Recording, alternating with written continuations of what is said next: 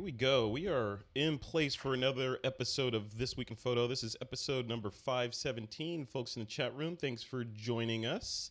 We've got our hosts in there as well. So if you have questions for them throughout the show, Giulio Sciorio's in there and Ron Pepper's in there. So feel free to engage with them. And me, aka This Week in Photo, is also in the chat room. So feel free to chat with me.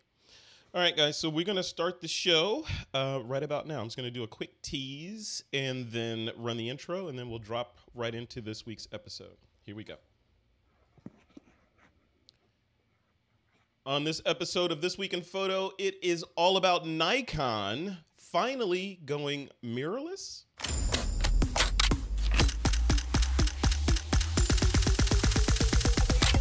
This is TWiP.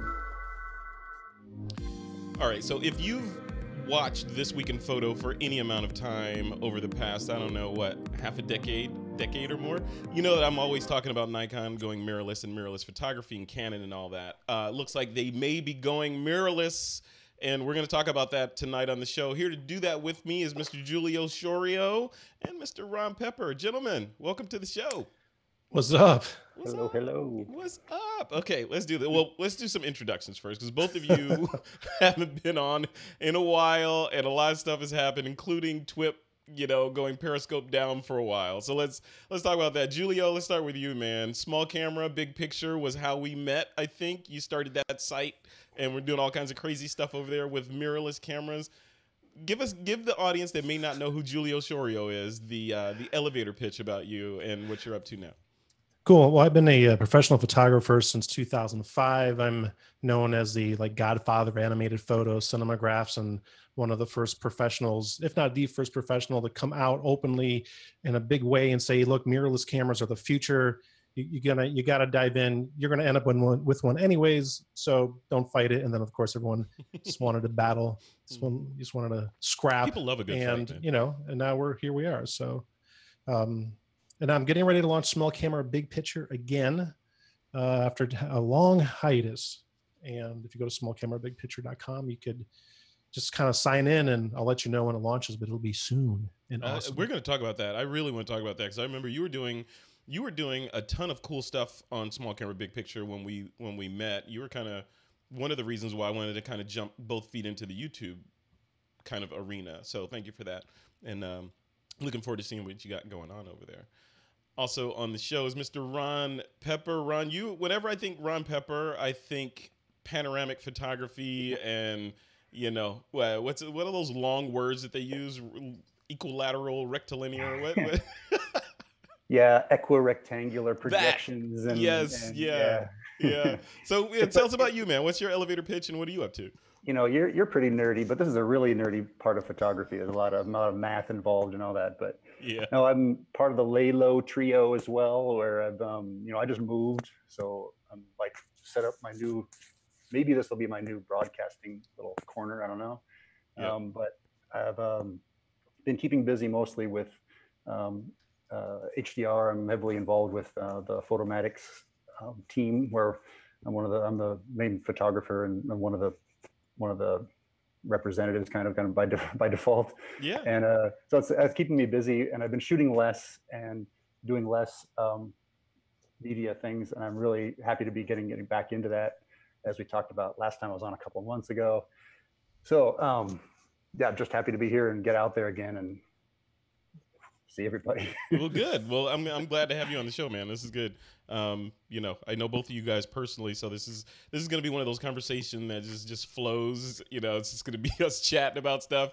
And like I said just in the chat room just now, I feel like there's going to be a little Thunderdome aspect to this chat. Yeah. I'm ready for that. All right, two men enter, one man leave. That's right. This subject matter could go all kinds of directions. It is gonna go all kinds of directions, guys. Before we dive in, because the main news is, like I said in the tease, there Nikon going mirrorless. I have some important news to mention at the top of the show, and that is you got one already. The first sponsor for this new season of This Week in Photo, the first of many, but this is the first sponsor has signed on. So I want to give a huge thank you to format.com. They've signed on as our first sponsor for starting today. Congratulations. Yeah, thank you. Format.com. They're rock. So their offer for the TWiP crew, for the TWiP membership, is a 14-day free trial, no credit card needed, at format.com/TWiP, obviously. And they're knocking off 25% off the fees for the first entire year if you go to that URL and sign up. So 2 weeks for free and a quarter off the entire price for a full year. So, but you have to go to format.com/TWiP to try it out. So once again, thank you to format.com for sponsoring This Week in Photo. Guys, let's dive into the news. So Nikon is going mirrorless, question mark? Giulio, when I think mirrorless, I think Giulio Sciorio. I see that beard, I see that bald head, I see those thick rimmed glasses, whenever I think mirrorless. When you saw this, because you were affiliated with Panasonic, I mean, you know your way around Olympus cameras, you are the mirrorless guy. When you see Nikon getting ready to throw their hat into the ring, what's your first reaction? Well, you mean when they're trying to do it a second time around? Yeah. Because the first time sucked. So what's going to be different? Let me emphasize it. It sucked. It was like the Ashton Kutcher camera at Target, and it just Ashton's powers were just not enough to get those crummy cameras in people's hands. I mean, so Giulio, by the way, I'm a Nikon guy, and I want to ask you. It wasn't even interesting enough for me to get one. And that was when I had a little more disposable income. So what sucked about it? Just so we all, because I never even picked up the, what was it called? The one series. One, yeah. They were more like the Nun series. The -1 series. Okay, I'm being hard. You know, the thing is, I think that if it's Nikon and Canon for that matter, when they had their, even Canon's current mirrorless, the M, isn't it? Stand for but it's obvious that these are very half-hearted efforts, because it's not like Nikon or Canon don't know what they're doing. These are very capable companies with top engineers and designers. They know cameras.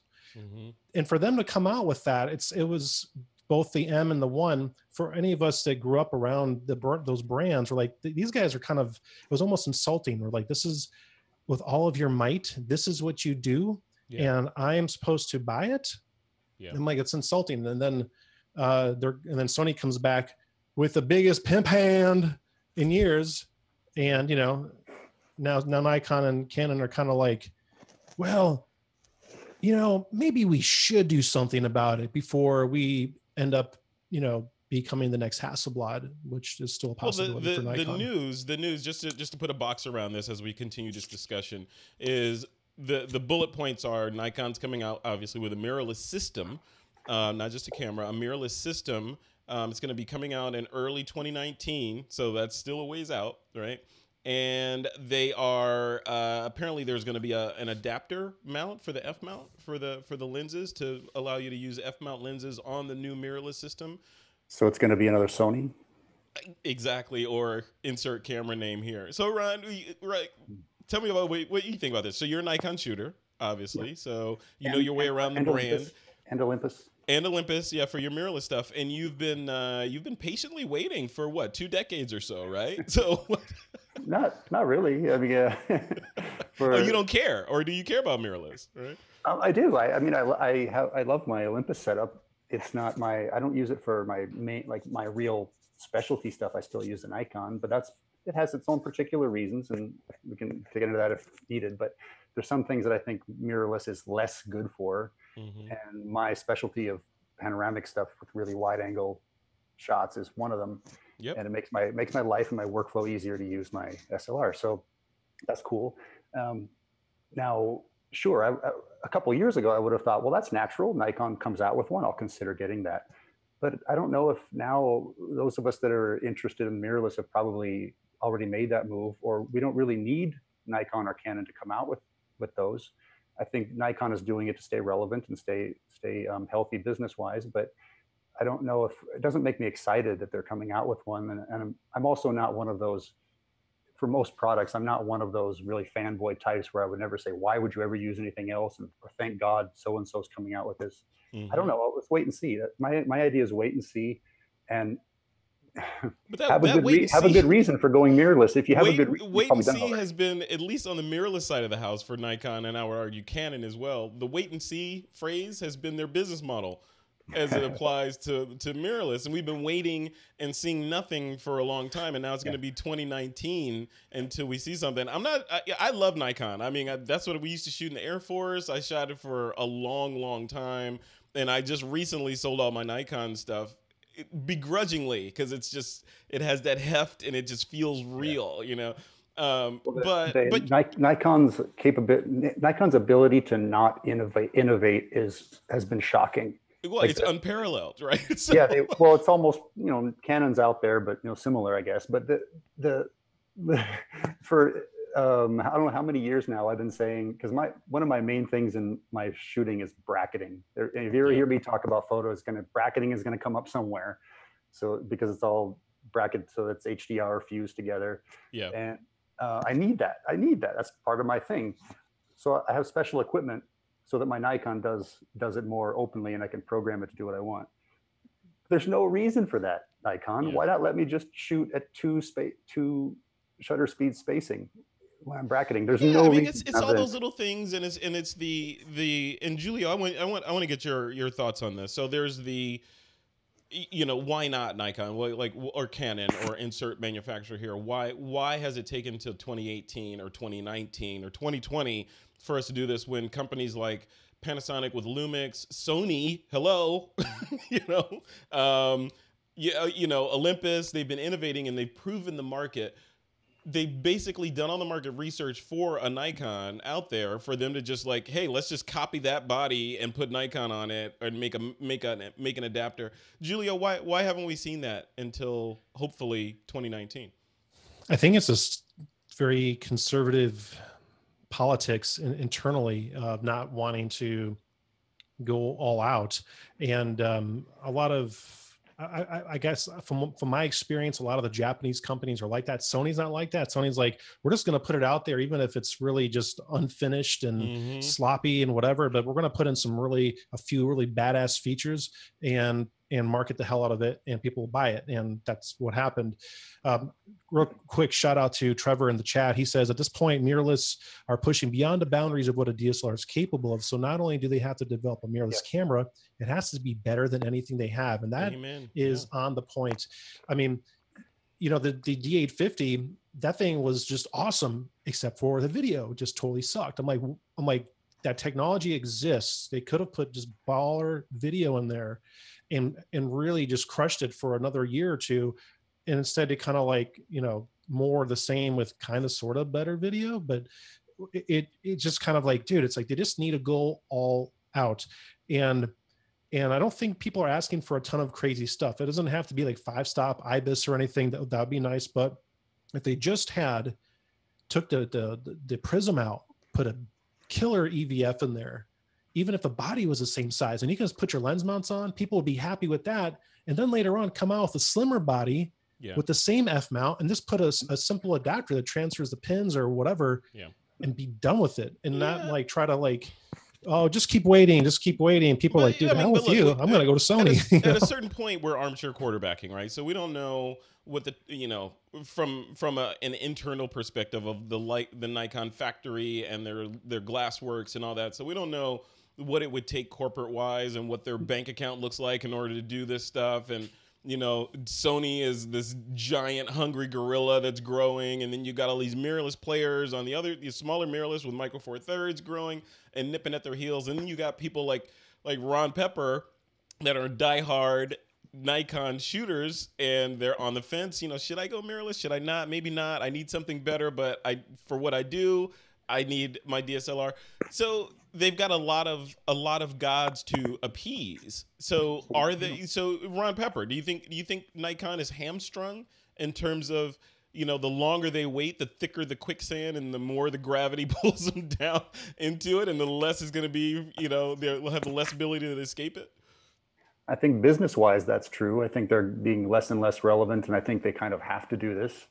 But you guys were mentioning a couple of things. Giulio, you mentioned something really quickly, is the body size and the the sensor size. We don't even know if we're talking about full frame. We assume we're talking about full frame. It has to be full frame at this point. We assume so. Yeah. But remember, there's a lot of people out there that when I'm talking about mirrorlesses, they think they're these small cameras, and that's being confused with micro four thirds usually.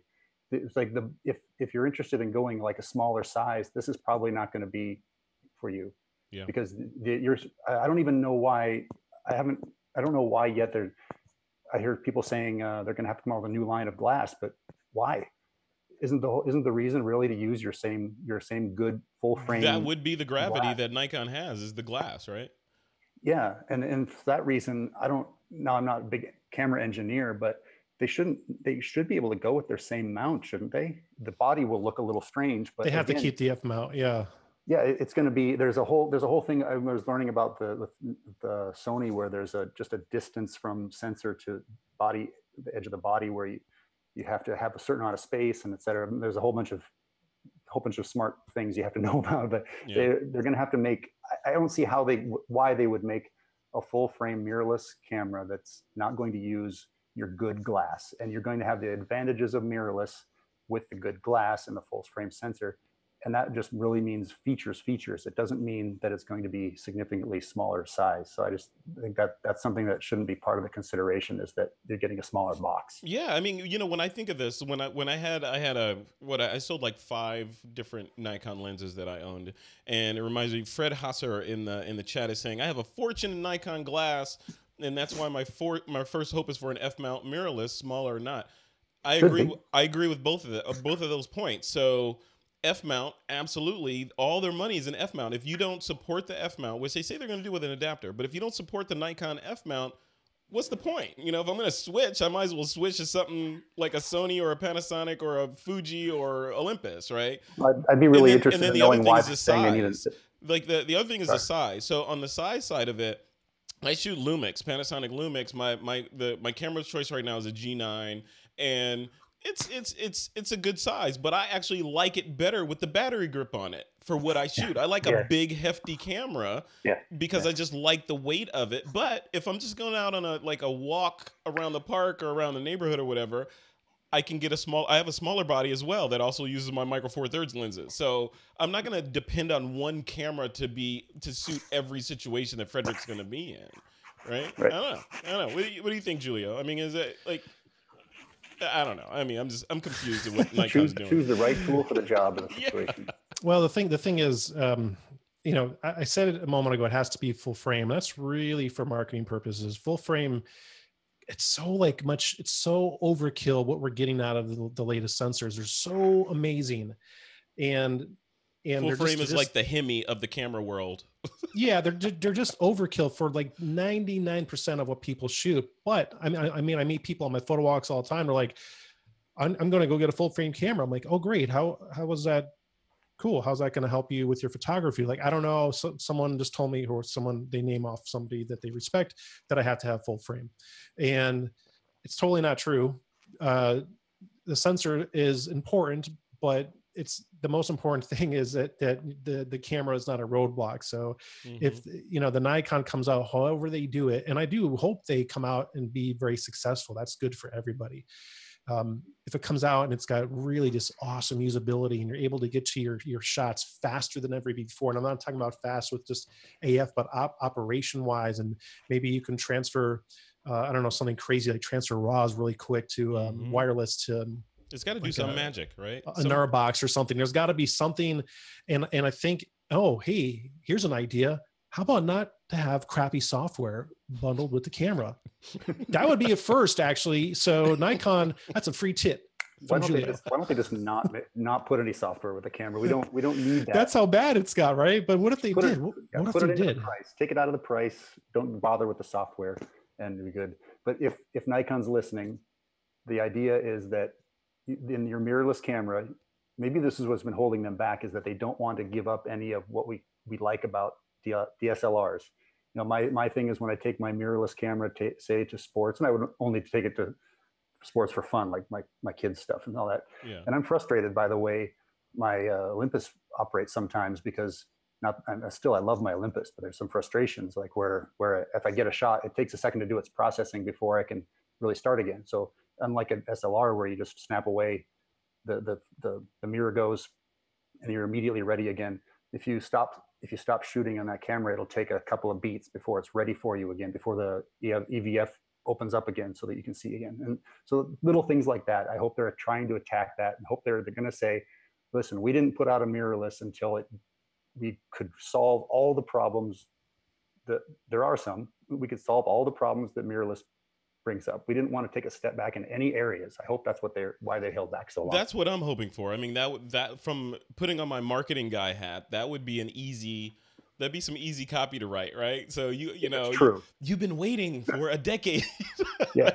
And look at this pearl that we've created. Yeah. We've learned from all the mirrorless providers and all the, the other guys out there, and we've created the ultimate camera, and Nikon is back. And then, a week later their market cap triples, and now everyone's afraid of Nikon again. That would be the fantasy hope. Giulio, is that going to happen, you think?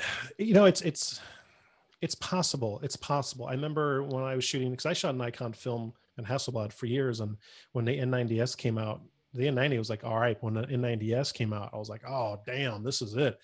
I felt like this was like fast. I mean, their whole thing was fast and accurate, because that's all it needed to be. And it was just awesome. And I went out and grabbed one right away. But with the mirrorless, it could be like if they, sure, maybe they use their current lens lineup, but maybe they have 2 or 3 just baller lenses that have specific features for this new mount, whatever it is. Maybe it's an f2 zoom that's not so big. I mean, I don't know, whatever it is. But if they have something like that, and then if they wanted to beat Sony, Sony's going to probably make their sensors anyway, so they have to have a customized sensor, something that's different.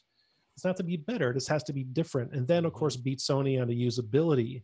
That's not easy. I can do that. Well, right. I mean, so, if it Sony comes out and the really usability's not good, on the usability, both in their software and their camera OS. I'm sorry. I mean, chat room if you shoot Sony, but if you do, Sony, they're not exactly the Apple of camera operating systems. Let's say that. So. No, it's nightmarish. Yeah. But they have to. Everyone needs to be looking at Sony right now for mirrorless. Then they have to beat them in terms of not necessarily, obviously, like we talked about, the interface and the usability, which is probably like a 4 out of 10 at best, but the marketing muscle behind Sony, whoever's behind the marketing of Sony, is just, you guys get a round of applause. I mean, you guys are awesome. Oh yeah. And the image quality when you do get a shot that you've wanted to get, because I found the cameras to be quite inconsistent shot to shot, unfortunately.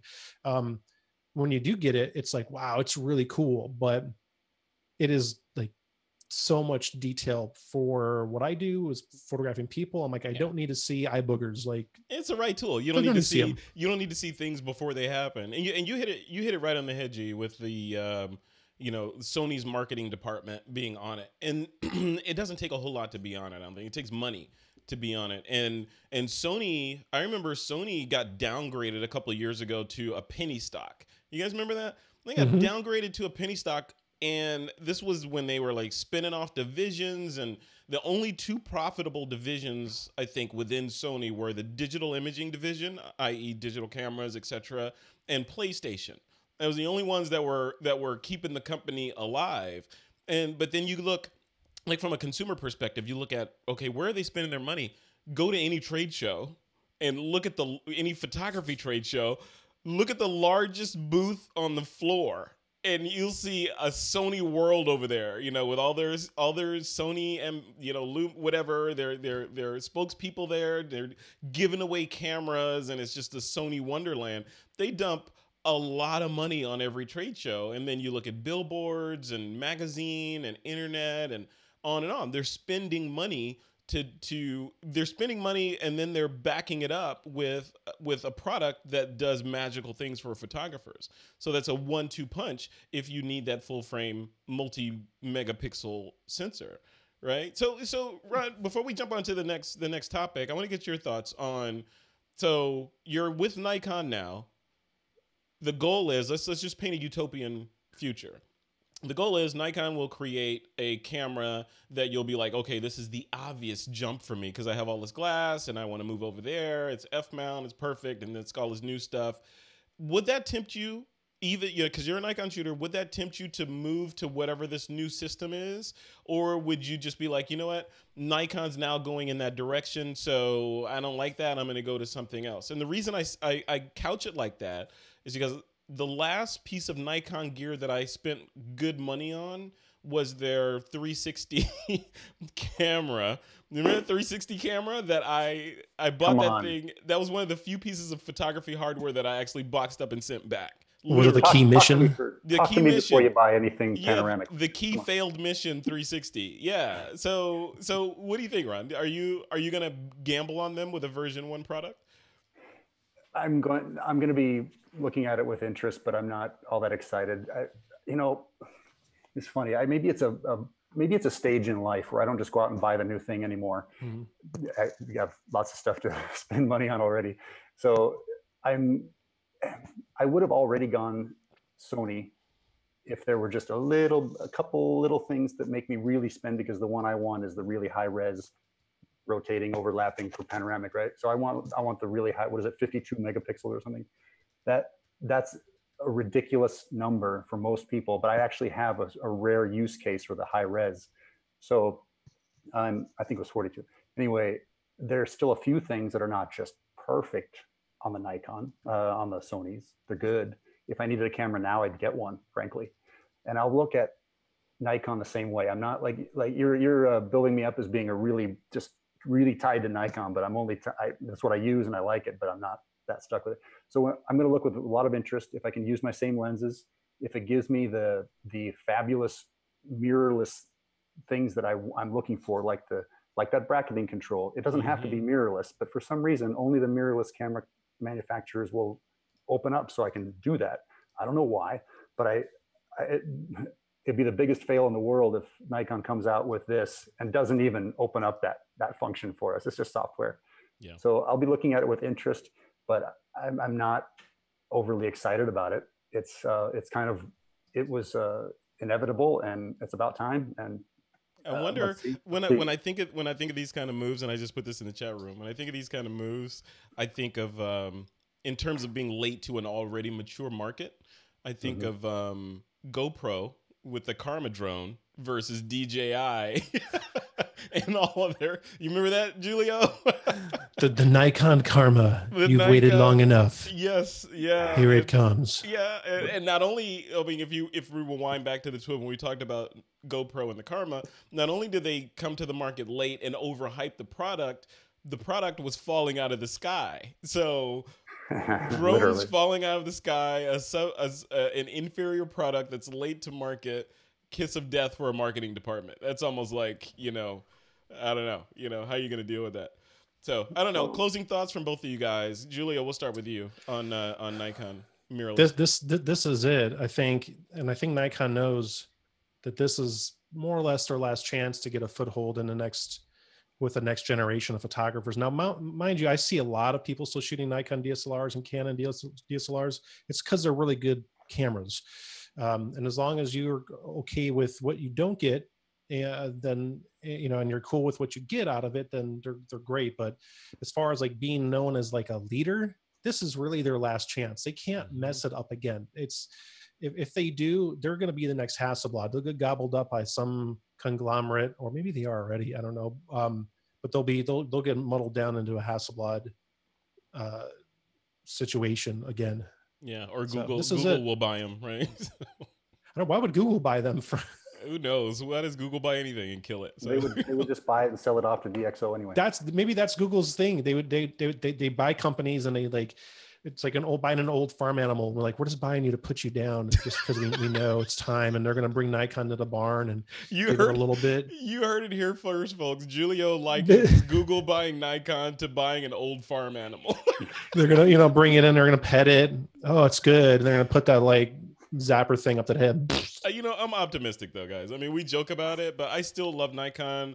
But I think about Nikon and I think about what happened to, or what is and what happened to Kodak, for example. I think about what happened to Yahoo, who were once on top of the world and no longer. I mean, you could start listing out these brands that were staples in their individual genres and that are now like, they were a headline on CNN and now they're on to the next news bite, right? It's just over just like that. Nikon could be the same way. It'd be like, in other news, Nikon files for Chapter 11 and blah, blah, blah, blah, right? I don't want to see that. I want to see Nikon use the superpowers that they have and the expertise that they have to crush Sony, to crush all these other players, or to do something to energize the market and create something seriously competitive.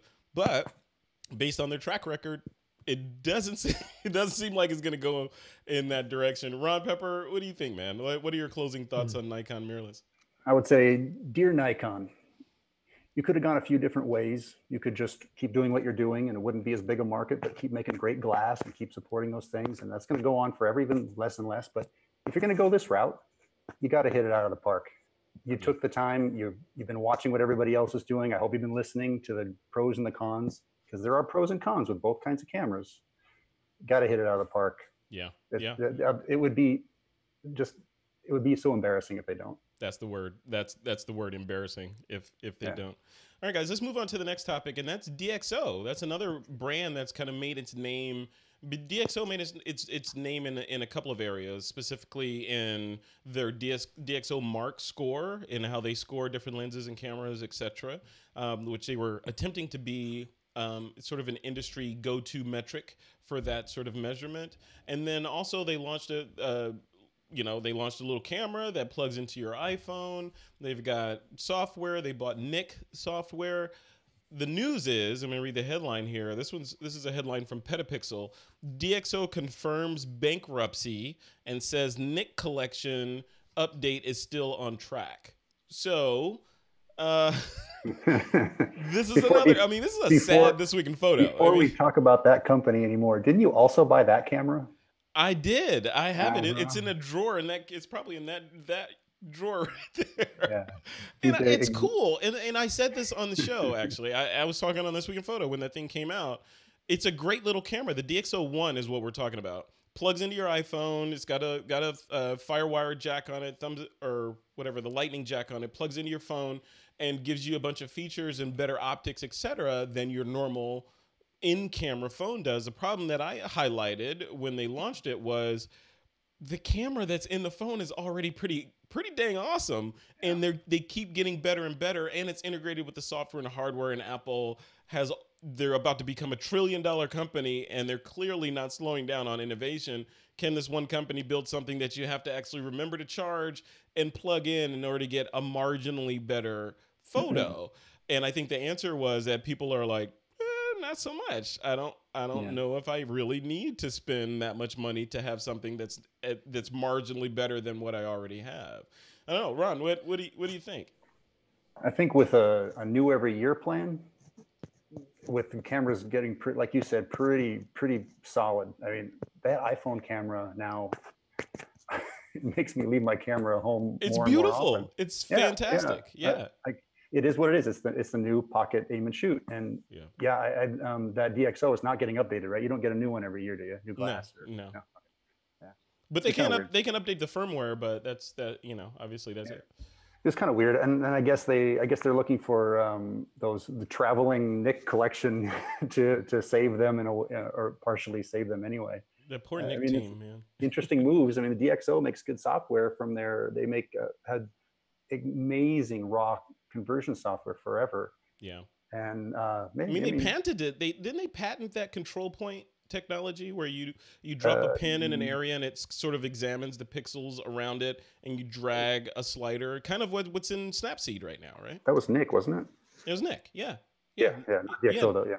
Yeah, Nik patented it, but then DxO bought Nik, so now they own the patent, and I don't know. It's confusing. I don't know, Giulio. What about you, man? The DxO. Do you care about this kind of software? Do these things affect you at all in your line of work? Well, not with my current workflow, which we can chat here whenever you guys are ready to piss off a lot of people. But I I got a DxO1 and I loved it. Like I loved the hell out of it. And if you used it right, like you could get, because it would do like a 3 DNGs in a package and as one DNG, kind of like what the iPhone is doing now with like Mobile. But I was able to shoot like ISO 12,000.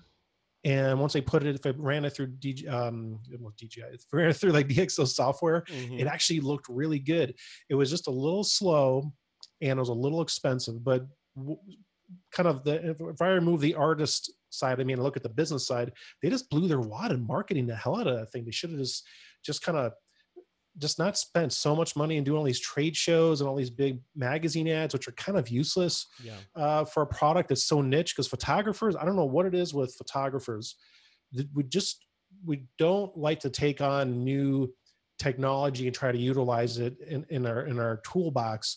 Often we kind of like, I've been doing the same thing for 20 years. I'm going to keep doing it. And damn it, if I change, which is fine if that's what it works. But if you want to keep growing, it's like, just try something different. But anyways, they just really poorly marketed a very futuristic product, like being able to take it off the phone and it's still working wirelessly. All these things about it that were really cool. It was just too slow and too a little too expensive. If it was like $300, I think would have been fine. Yeah.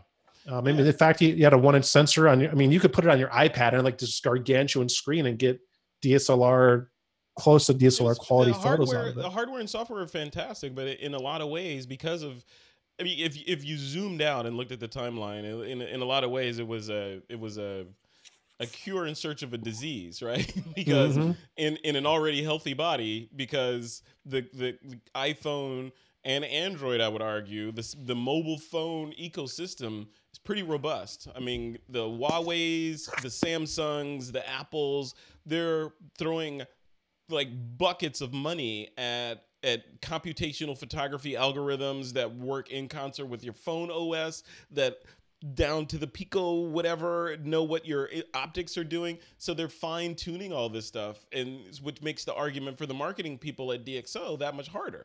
Right. So now, now they have to say, okay, this is why you should buy this thing and pay no attention to the excellent $1 billion camera that Apple put into your phone. Right. Yeah. But the thing is, and I've actually done a few assignments with my iPhone, start to finish. And it's okay. But at the end of the day, it's still an iPhone photo. And when you're shooting on an iPhone, you're missing the tactile buttons of your camera, and it's like if you're using your camera, you're never going to get like a call from like your mom or somebody. Hey, what are you doing? I want to talk to you about my Metamucil, whatever. You're like, I'm gonna shoot, mom. Well, it was just too expensive. It really was. I mean, if it was $200, it would have sold the crap out of it. Because if you look at like what Moment is doing, like Moment lenses, their lenses are like a C note a pop, and people are buying those things hand over fist. And I personally, I'm a fan of what they're doing, but I don't use them because I'm like, I'm not going to spend, several $100s on a set of lenses for a phone that I replace every year, and it may or may not work right a year later. But they're selling a ton of them. Where if you figure you're buying 3 or 4 of those lenses, you're in $400 or $500 easy. So, but they have clever marketing, and that's really where DxO really sucked. It was with whoever was running that ship, or whoever was making the final decision, saying, no, don't go do this, spend money here. It was just like a catastrophe. And they probably should not have purchased the Nik collection, because their software they had prior to that was really good. Again, it wasn't marketed. And I don't understand why it wasn't marketed. So when everyone was always talking about DxO scores, well, dude, get people to start talking about, they're going to your website, convert them over so they can know about your camera and about your software. But I mean, what do I know? I don't know. I mean, well, you think about, I mean, look, you think about the path of least resistance. I mean, we as humans are lazy, right? For the most part. The path of least resistance for me in my workflow and the things that I shoot are 99% of the time I have my iPhone 10 in my pocket. I'm running around. I can launch the camera quickly. I can shoot video. I can shoot 4K, slow motion, panoramas. I can do 90% of the, let's call it, hollow calorie photography that I need to do with just my phone. if I need a real meal, I can go grab my mirrorless camera and get real photography. It feels like they were trying to fill the slot in between those two, and it's a really narrow slot of space between what my mirrorless stuff can do and what my phone can do natively. And it came down to, well, maybe I'll just keep this DxO1 in the car, in the glove compartment, and if something comes up, I'll have that. I can get a great image. And then I forgot it was there, and then it discharged, and so there's all these other issues. Ron, before we leave this, what do you think? Two things about the camera. I think they probably started developing it, a couple of years before it ever came out, obviously, and they probably didn't realize how good these mobile phone cameras were going to be by the time it came out. That's kind of my guess. But I also was going to say, when you're talking about marketing and the non-marketing of DxO, I agree. Maybe they bought the Nik collection for marketing, because there's been very few things as well marketed as the Nik collection. They were at every trade show. They were out there doing all kinds of promotion and giveaways and boom all the time. And it's great software right until the end. And maybe they want the name, they want the media coverage that they're getting, and maybe that's part of the move.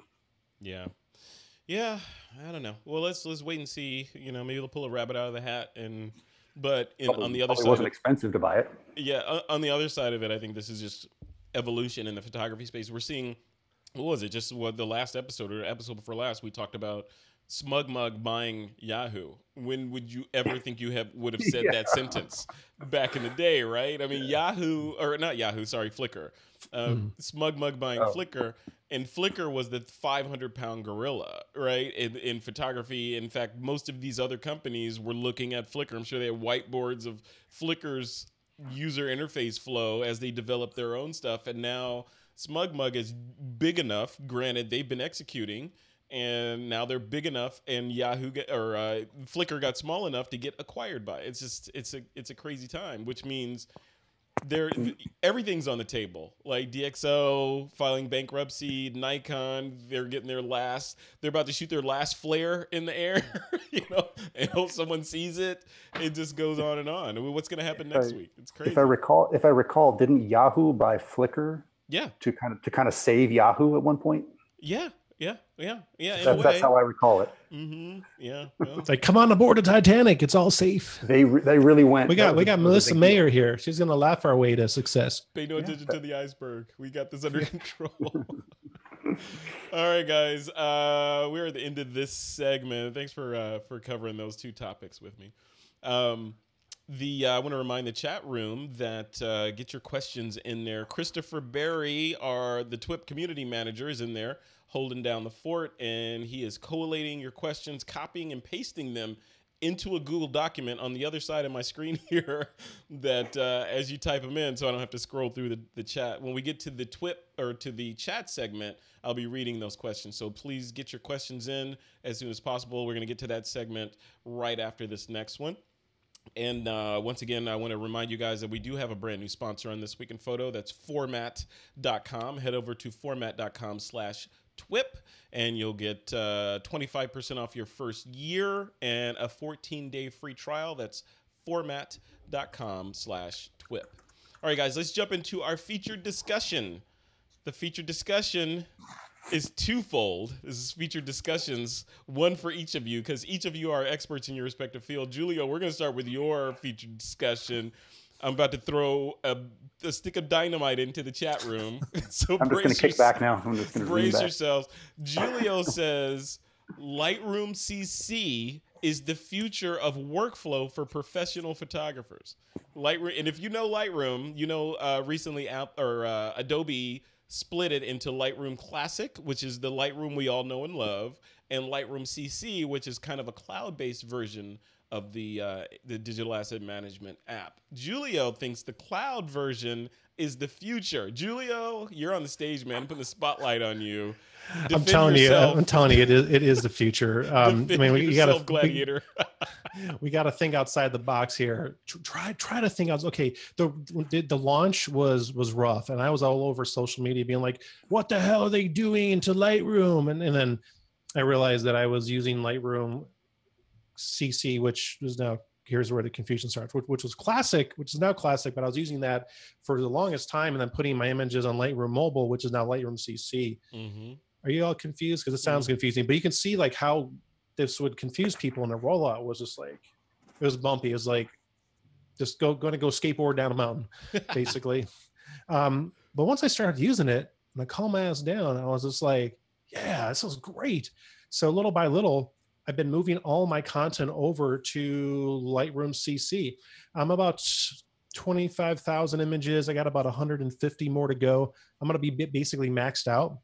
And they're 10 terabyte plan. It's like, what's like $100 a month. But I'll tell you, where are you moving it from exactly? From Lightroom Classic. And what's involved with doing that? So you can only do one catalog at a time. But what I'm doing is I'm exporting a collection as a catalog, and then I'm importing that basically one job at a time, and that way I can make sure it's all transferred over. And then I go through and I delete any rejects. I'm kind of really my catalog's really just nice and tight as a tiger. But the main thing is the workflow. So my first assignment was with the Austin Contemporary Museum. They commissioned me to do this shoot with an artist called Wangechi Mutu from Nairobi, and I was the only one allowed to see her do her thing. And I had two attempts to do it. I could not like talk to her. I couldn't give her any direction. I was like basically being hired to do street shooting of this world famous artist. And I had to get them the content fast. And the only way I could do that was basically take my camera, my SD card, put it in my iPad Pro. I was connected. I went through, I did the work in the back of the Uber on the way back to my house. And when I got back, right from my iPad, I shared a collection and allowed them to download it. And I was done. Like as soon as I got home, I cracked open the beer because I was done. I was like, cool. And I was like, this is amazing. The clients loved it. They could sign in, they could comment on stuff. Like I don't have to go buy all these different components. And then on top of that, I've switched my portfolio website over to ProSite. Well, they call it Adobe Portfolio now. And so Lightroom and Behance are powering my portfolio. So it's all, but the thing is, I'm able to do all of this off my iPhone. So often I'll be like making my coffee in the morning, and a client, I get an email and they're like, hey, I need this image. I can pull it up real fast. I can send it to them right there. I can either email it to them, text it to them. It's so fast and convenient for workflow, and all the tools that you're used to in Lightroom Classic will eventually make its way over.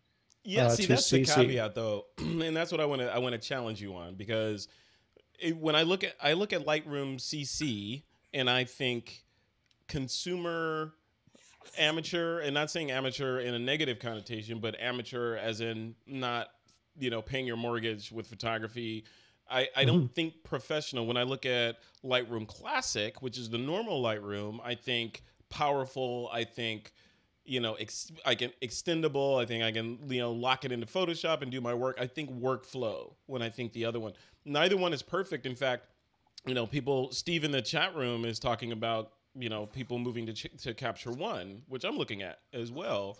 But Giulio, how do you address that though? Because there's a lot of missing features, and I haven't dived into Lightroom CC that much to kind of understand what all the missing features are. But from people that I talk to that have used it and kind of vomited all over it, they say it's just missing too many features. They can't do their work normally. It's all cloud based, et cetera, et cetera. What do you say to those people? Are you living in the past and you've mastered dark matter and are on it, and you're on a different string in string theory? Like, what's going on?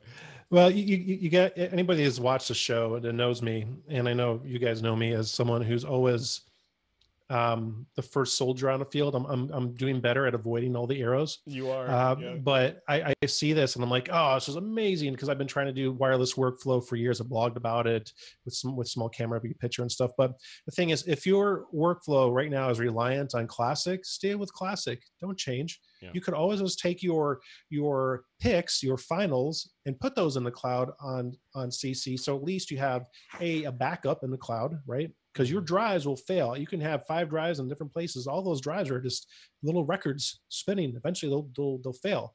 So you'll have a backup in the cloud, and then you could share quickly. So maybe one thing I do in CC is I have a folder, and in that folder I have 2 albums, and these are specifically for social media. I have to share, and then I have shared. So anything that I like, I put in my to shared album and I curate that. You know, I organize it through color or subject matter, whatever it is I'm into.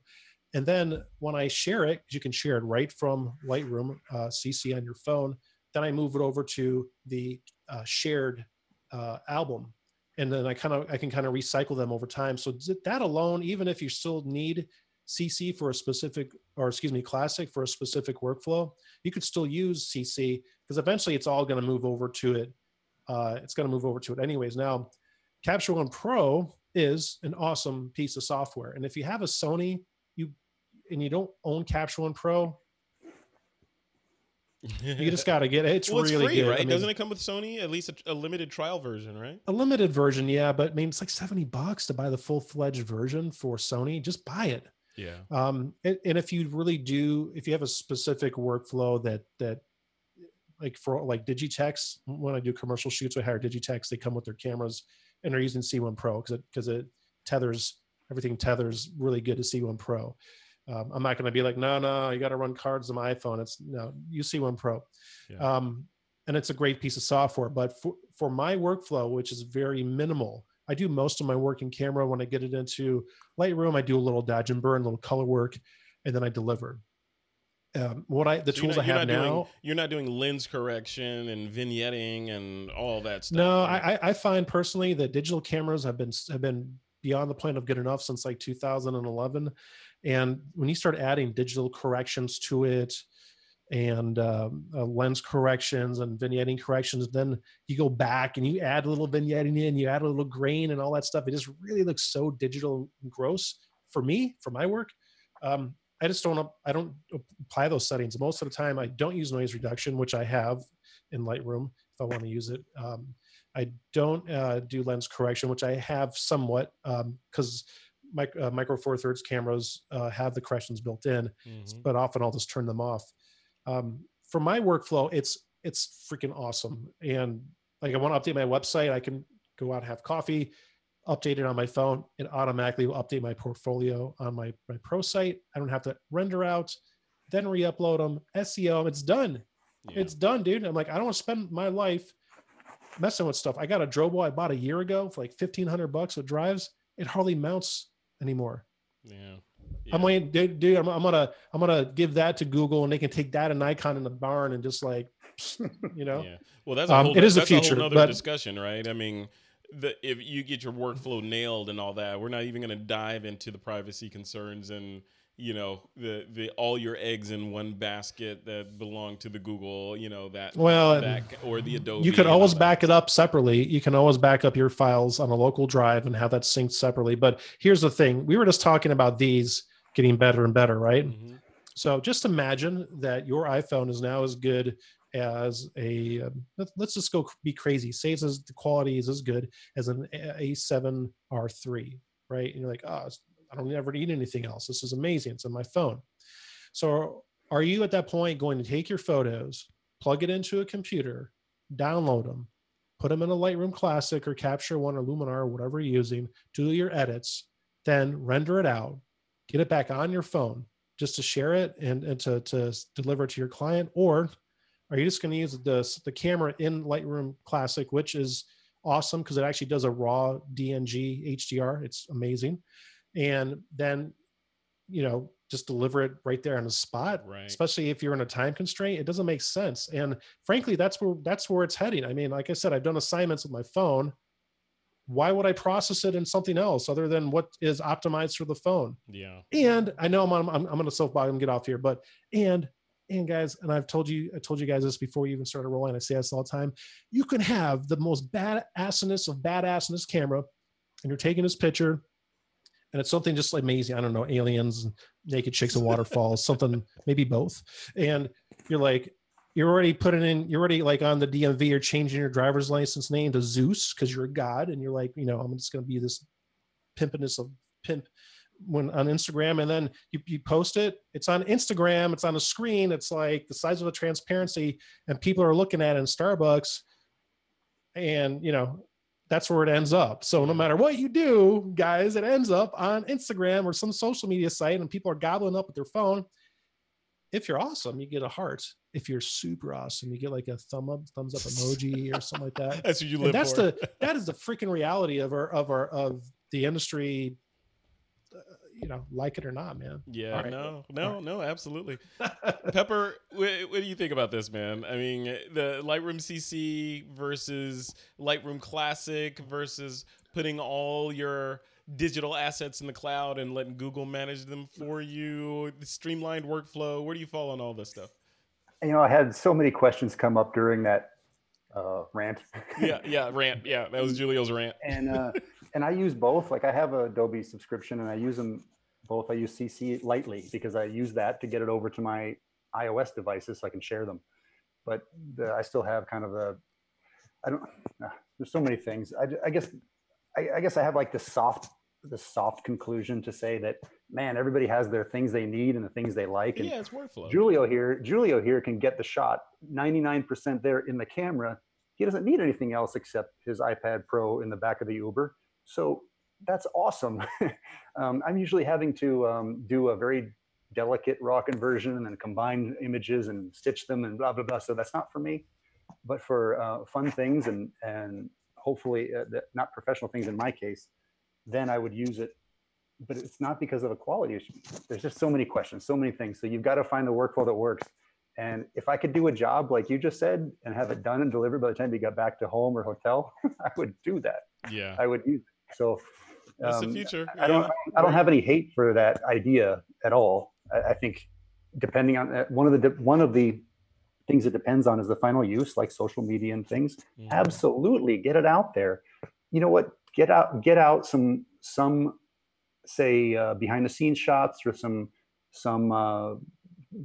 look what this is a sample of what you're going to see later shots. Get those out early to keep your clients or whatever excited, or the group excited. Do all those things in that. And then if you need to go to something more powerful, we haven't even mentioned Photoshop. If you need to like start layering it up, then you might go there. So yeah, it's not a one size fits all proposition, right? The great thing is there's a million options out there. There's Capture One. There's a lot of others that are competing here. So man, it's just a fun discussion. So yeah, no, this is good stuff. So the second part of this feature discussion, see, Giulio, you made it through this and you survived, right? We did not skin you during this episode of This Week in Photo. The second part of this is this is a technology that I'm really, really interested in, but I'm also really, really afraid of. And that is this cryptocurrency and blockchain technology as it applies to the kind of stuff that I do, which is, online marketing, e-commerce, membership, that kind of stuff, or just photography in general. How does blockchain, Bitcoin, all these different currencies, should I be caring about those right now? We could do a whole show on this, but Ron is an expert in this stuff. And no, not an expert. Okay, Ron knows more. Like we said on the phone yesterday, in the land of the blind, the one-eyed man is king. You got one eye. So I want to have you, before we dive into it just a little bit, I want to have you demystify blockchain, and how this stuff works. Is, what's the elevator pitch for using cryptocurrencies? Well, I guess I should present it this way: is that I've been a photographer for a long time. It's a business, it's a passion, but I also have other interests, right? And one of those for years has been originally it was Bitcoin, which was the only thing and only part of this discussion back at the time, until a couple of years ago when people started using the underlying technology that made the currencies, and there's a lot of currencies out there. Forget the currencies. There's this underlying technology that allows other things, believe it or not. And I'm finding things that apply to photography, apply to social media, apply to other things in life. And I've really been excited to bridge those things together. And so I guess the thing that I noticed when I was asked to be on the show is the other day, I noticed that there's a iPhone app now for something called, and it's a bad name, it's called Steep Shot. Steep is in like steeping tea, because it comes from a larger company called Steemit. Okay, so the idea behind Steemit is that you can blog and post articles and keep control and ownership of those things instead of posting them to other places. Right. And when people give those hearts and things that you mentioned earlier, Giulio, those likes and things, you actually get paid for that in a very small way, but it adds up. So I've noticed for maybe, let's say a year or something, I've heard of people that post articles on Steemit. I think it's STEEM.it, I believe, or steemit.com, I can't remember. But people have been posting articles there and photos there and getting some income from that. Yeah. So right now and that income is ready. Of course, it's one of these cryptocurrencies that the income comes in. It's their own Steem. It has Steem. That's the currency. So you're earning, and you can convert it into cash or you can convert it into other things. But the point is not to get off into a cryptocurrency discussion. Yeah. The point Which we will do in a different show for sure. We can do it another time, yeah. But there's these underlying technologies there's people out there innovating to say, you know what, let's put our content out there and have other ways of making some income from it instead of just putting our content out there onto other, Facebooky places where they use it for their reasons and that they make a lot of money from that. Yeah. Now this new one, which I don't like the name, but it's basically Instagram-ish thing. If you're on I don't know if it's worth showing on the screen here now, not really, but it's just an Instagram style app, and it has that same idea where when you upvote things, that turns, if you get enough, that starts turning into income for you. And I really kind of wanted to bring it out because I put 2 photos on there just to try it out and see what happens. I think I have 17 followers already. I don't know if that's a lot or not, but wow. But I think whether this one, Steemit is already popular, so it's going to, I think, continue.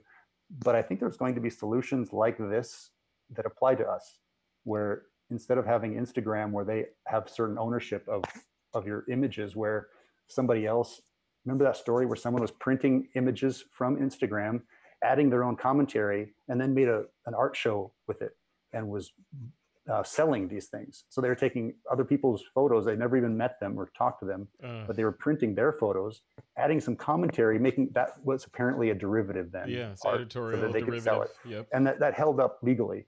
So because you're talking about Richard Prince, aren't you? I don't know. I just came out of my memory from somewhere. That's okay. That's who it is. But one part of what I noticed when I signed up on this Steep Shot is that I'll show my iPhone again for anybody watching. The terms of service all fits on one screen on my phone. Yeah, it's not showing. Yeah, anyway, so Ron, I got a question for you. So you get paid a little bit, but where does the money come from? Is it so if I like your photo, do I pay a little bit? I'm new enough to this that I'm trying to figure out it's got to come from somewhere to end up somewhere, even though the money itself isn't real, just like our dollars are not real because it's not based on gold, it's based on debt. So somewhere somebody is getting into debt, and I'm curious as to where that begins, and then I mean, we all know it converts into dollars at the end, but yeah, and that what you just said, for me as someone who is an entrepreneur, solopreneur, or whatever, those are the questions that keep me from jumping in with both feet, which is why I'm glad I have Ron Pepper here to chat with, because I feel like personally, as a nerdy entrepreneur, kind of forward thinker person, I feel like blockchain type technologies are very likely the future, if not a future, of commerce, and they're important and they're not going anywhere. So to skate to where the puck is going to be, I feel like I need to get myself up to speed as a photographer, as a business owner, on how that stuff works. But this is why we need to do a show on this, Ron Pepper, because I'm literally afraid of it right now, and because I keep seeing these every time I'm like, oh yeah, this is cool. Then I see a headline, Bitcoin dropped from $1,700 per coin down to $400 overnight. I'm like, I can't afford that. Literally, I can't. So I need you to demystify that, man. That's what, that's one thing that, again, I'm not an expert. I'm just I'm interested in it. I've been interested in it way before anyone considered making a whole bunch of money on it. Like when Bitcoin came out, I kept being shocked every time it went up to $17, shocked. Went up to $80, shocked. Went up to, that happened over and over and over. I never considered it as that. And sure, I would like to make some money off it, but I'm not going to. I'm interested in it for its world-changing technology in the future. And unfortunately, everyone's distracted by all of this ups and downs and volatility, and that's true. Like, be careful. Like, don't put money in. I don't even really want to talk about it from an investment standpoint, because I consider that a distraction. Because when currency doesn't require a central bank anymore, that has world-changing implications. But it's not just currency. There's so many things that smart people are figuring out on how to use it. Mm-hmm. There's like we mentioned, I'm putting together some ideas on presenting what it means to us in our industry. And I think first of this one we mentioned really quickly is a small one right now, but I think it represents a bigger change in the way we share our things. There's intellectual property. We may not have to use the Library of Congress to register our images later. Not yet, but they're working on, like Kodak is working on that. Mm-hmm. And that might become the standard. I saw an announcement of, it's not started yet, but there's another company is using this whole blockchain thing to do to sell stock photography. Yeah. I don't know how they're going to do it yet. I haven't researched. I don't have time. I wish I had time to research all this stuff. Yeah, the whole space is interesting, right? I mean, the whole space is interesting. For, like you and I talked about offline, Ron. Just the idea of being able to, even from a photographer standpoint, being able to do limited edition prints where you, like right now, you could say, yeah, trust me, I'm only going to make 100 of these, you know, and you stamp them all 100, and I'm going to destroy the digital file after I print them. So this is a limited edition. You could really, with blockchain technology, you could literally go in and create real physical, uncopyable versions of your art and sell them so they would have intrinsic value, right? I don't know if it's quite like that, but it has, there's a way of, what they say is that so if I send you a digital photo right now on email, you have it and I have it. Mm-hmm. It's copied. Yeah, exactly. But the blockchain allows a way. That's how the currency came about. Is that if I send you it, then we both have it, and that's not currency. But they found a way to say that on this ledger that everybody can see, it's public, it's not private, unless you want it to be, blah blah blah. So it says, I don't want it anymore. You want it now, and that's the point. And so they're taking off with these things, and we're just at the embryonic stage of all this right now, and it's just exciting. And the whole point of this conversation is I would like anybody listening or watching just to be open to what it really means outside of those headlines that you see on the mainstream media that doesn't understand what's going on. Right. That it's there. Yes, there's very volatile. I mean, the investing thing, don't even, be super careful of that. But look at what's going to happen, because all this volatility is going to eventually shake out, just like all of those startups. And I was right here in Silicon Valley for it during the .com boom. And I saw all these successes, all these failures come and go, but it shook out. And Google's there, Yahoo sort of is there, and all these internet companies are there. And this has a similarity, I really think. And I just hope that people be aware of that and think of it that way, and not of some crazy thing of investing in 3-letter things. Right. Just so much more than that. Get educated on the whole thing before you dive in. That's kind of where I am now, is trying to get educated and understand it, and not, like you said, take media's opinion or their thoughts and guidance or fear of this potential new technology and let that dissuade me. I've never been that way, but I want to, like you and I talked about offline, Ron, this is different than saying, you know what, I'm gonna try the DX01, right? What could it hurt when you're dealing with money and thousands of dollars and something that's fluctuating, even real or perceived? It gets scary, and you tend to, like, you know what, let me go sit in the cheap seats for a while and see what happens before I jump in, right? But think about the media. My analogy will be, I think we're all old enough to be, I was right there out of college when the internet was new. And go on YouTube and punch up things like morning shows or news shows talking about the internet, and see how horrible it sounds now, how dumb it sounds now. But we didn't know any better. I would have sounded the same way. Yeah. People asking, how do you pronounce the @ and talking about HTML? Nobody would know that stuff. Yeah. And this is really similar. People, it's a new thing in the world, and there's so much lack of understanding on the news. Well, Ron Pepper, before we leave this topic and move into the picks of the week, Ruth Happel is in the chat room, and Ruth brought up a very interesting perspective on this whole conversation, and that's the ecological impact of these what do you call them, the farms and these mining machines, and how much power the graphic processors take, and how much impact that has versus the gain on the other side. I'm sure you looked into that. What do you respond to that? How do you respond to that? It's going to really out me with some of my views, but I mean, good. That's what I'm here for. How much power and in the world do banks take up? I mean, use. Right? Yeah. The millions of physical places that they have to run and maintain, and light and heat and air condition, and not to mention all of the things we don't see in front of us going on that are in the banking industry. There's no comparison. Yeah. But at the same time, I haven't been a miner. I know it takes a lot of electricity, and I know it's a real thing. I don't want to poo-poo what she said. Like, I don't want to say it's just meaningless. It's not. But there has to be. It has to do with having value. Like they say, what's the value in these currencies? Well, not anybody can mine it. There is some value in that. That's, if anybody could do it, then there wouldn't be.